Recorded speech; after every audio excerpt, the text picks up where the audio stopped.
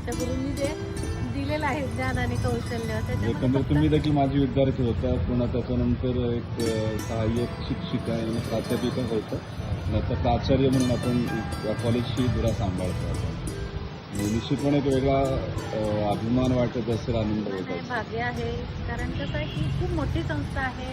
या महाविद्यालयाची खूप मोठी परंपरा आहे आणि या परंपरेचं पायी होण्याची एक छोटीशी संधी आपल्याला सेवा मिळाली. करण्याची संधी. सेवा करण्याची संधी आणि ही मिळाली, हे खूप आहे माझ्यासाठी.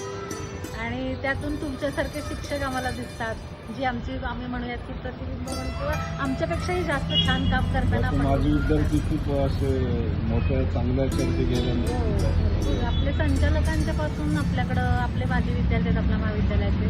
आणि आता तर फॉरेनला सुद्धा आपले माझे विद्यार्थी गेलेले आहेत. खूप चांगलं काम चांगलं कॉलेजचे माझे सगळे सहकारी, माझे सगळे गुरु आणि संस्था त्यांचं पाठबळ असल्यानंतर विद्यार्थी घडवायचं मात्र काम आपल्याला छान पद्धतीने करावं लागतं. तर खूप छान. आणखी वेगवेगळी आपली लायब्ररी पण आता खूप छान आहे आपली. हो. त्याच्यानंतर आपला मीटिंग हॉल पण हो, आपण जाऊयात का तिकडे?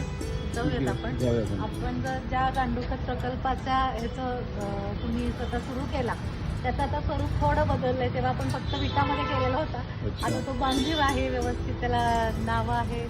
आणि या बाजूला ती सगळी झाडांची रचना पण खूप छान केलेली आहे. अशोकाची मोठी झाडं होती, हो. त्याचं कट करून असं वेगळे त्याला थोडंसं, शेप हां. असं छान त्याला दिलेलं. आमचे गीते मामा जे आहेत गीते भाऊ अच्छा. आमच्या बागेत काम करणार आहे, ते अच्छा. श्रेय त्यांचं आहे सगळं.